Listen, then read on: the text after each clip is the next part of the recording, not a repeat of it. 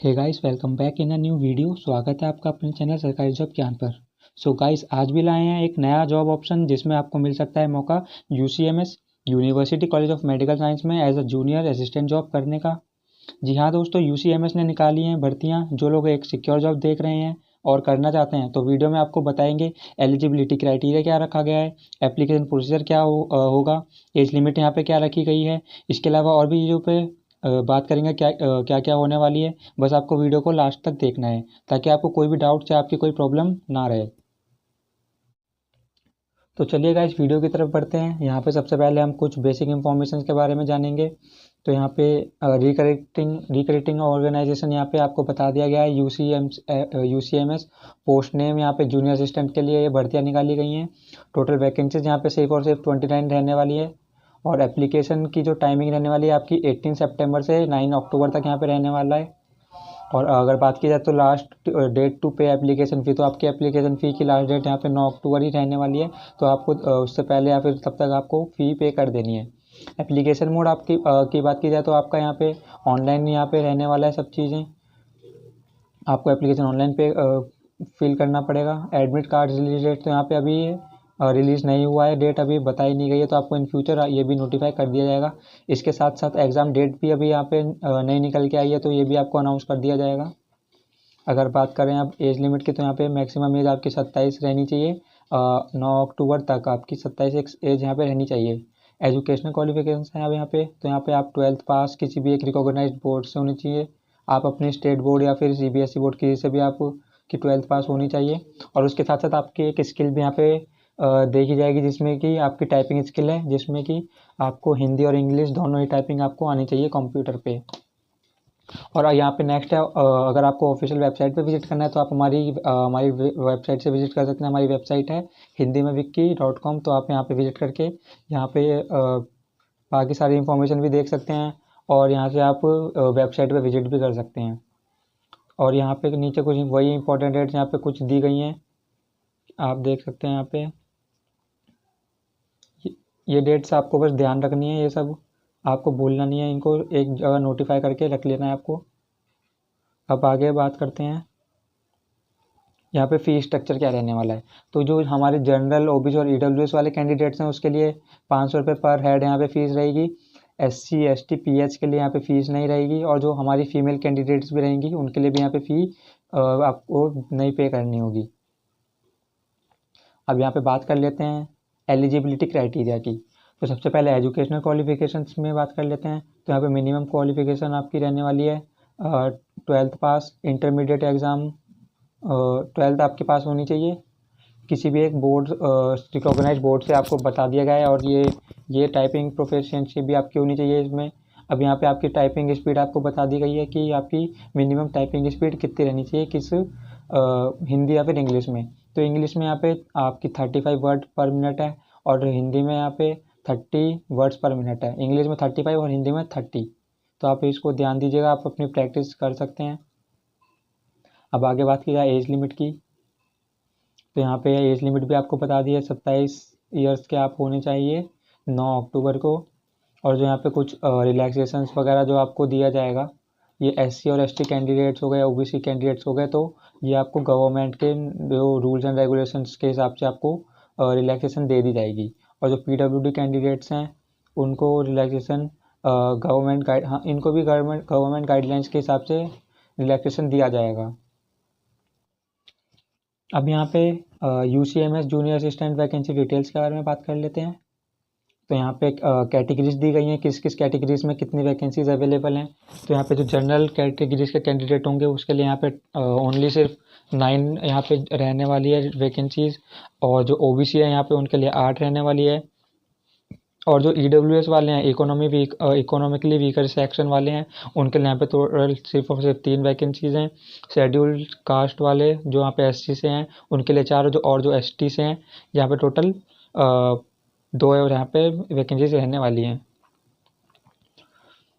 अब यहाँ पे सिलेक्शन प्रोसीजर की बात कर लेते हैं। तो आपका सबसे पहले एक रिटन एग्जामिनेशन होगा और यहाँ पे मैं पढ़ के बता देते हैं कि क्या क्या होने वाला है। तो candidates will need to appear for a written exam that will test their general knowledge. English language skills and basic computer knowledge along with their typing speed and accuracy.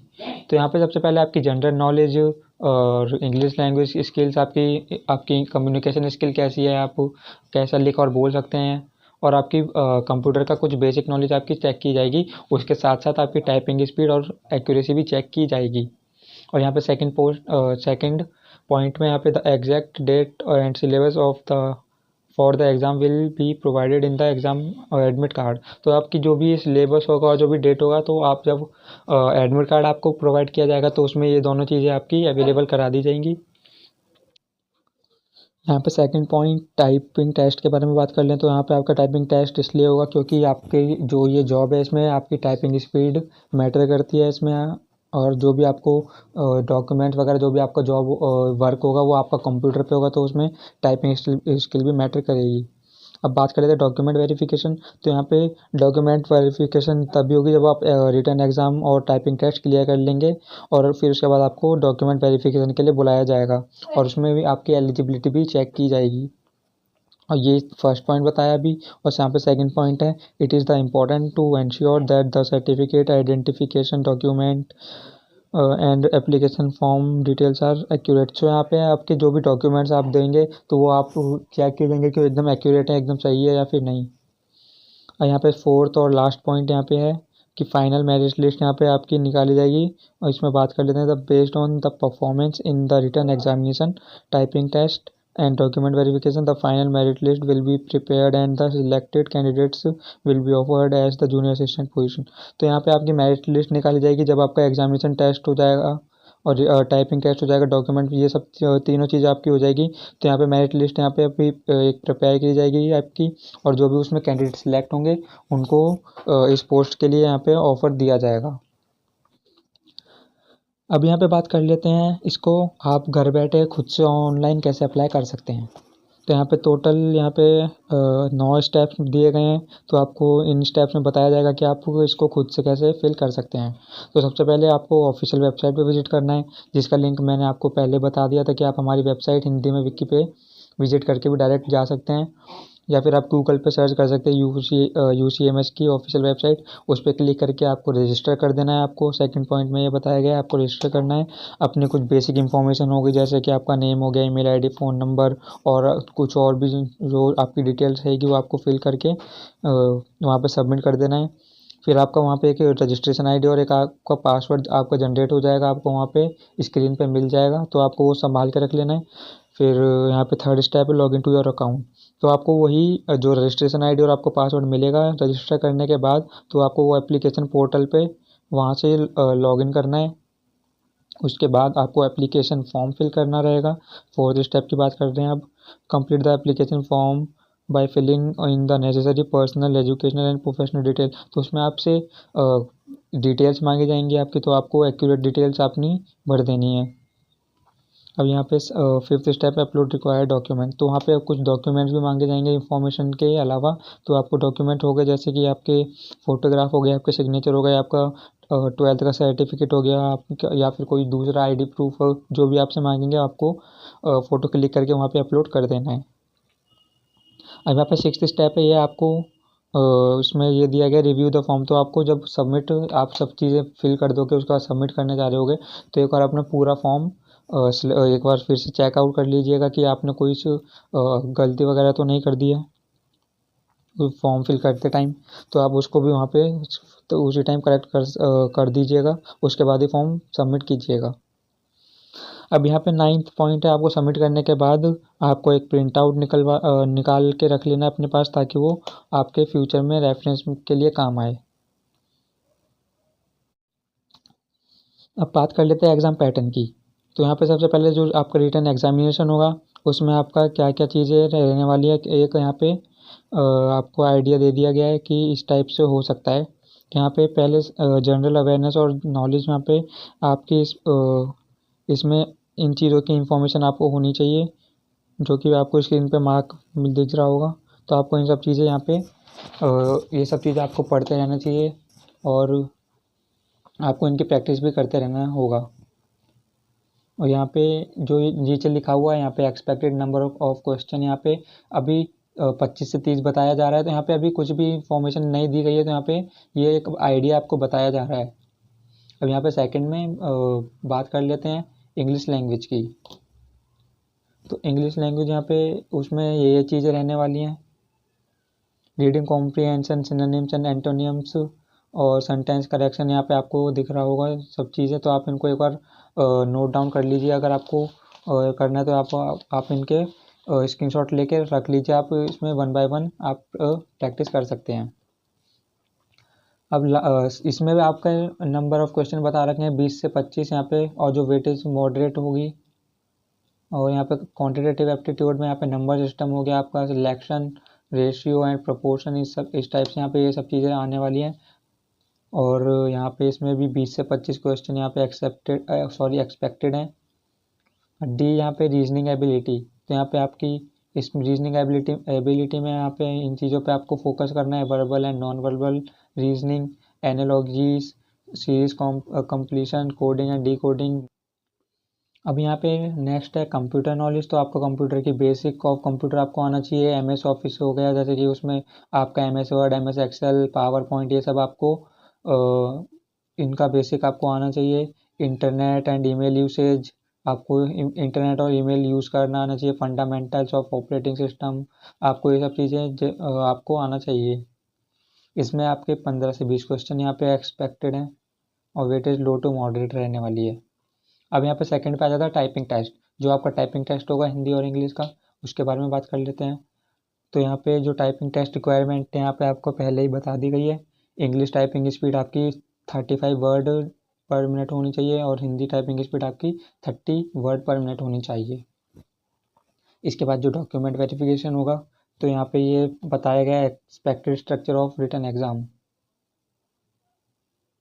तो यहाँ पे जनरल अवेयरनेस, तो ये तो वही चीज़ें हैं यहाँ पे वापस से। जनरल अवेयरनेस नॉलेज में 25 से 30 क्वेश्चन, इंग्लिश लैंग्वेज में 20 से 25, क्वांटिटेटिव एंड रीजनिंग एबिलिटी में दोनों में 25 से 20 के बीच में आ सकते हैं।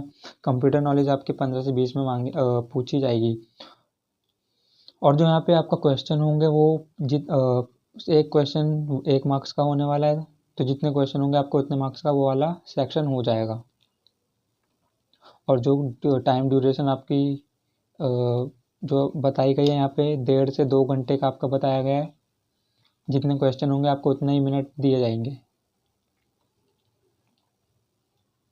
अब यहाँ पे थोड़े कुछ की पॉइंट्स हैं जो कि आपको ध्यान रखने हैं। General awareness, stay updated on current event and read other Indian history, geography. तो जो ये आपको चीज़ें बताई गई हैं जो आपको करते रहना है, आपको ट्राई करना है कि ये सब चीज़ें आप करो। और इंग्लिश लैंग्वेज की बात की जाए तो यहाँ पे आपको grammar, comprehension, vocabulary using, standard English preparation book, तो आपको ये सब चीज़ की प्रैक्टिस करते रहना है।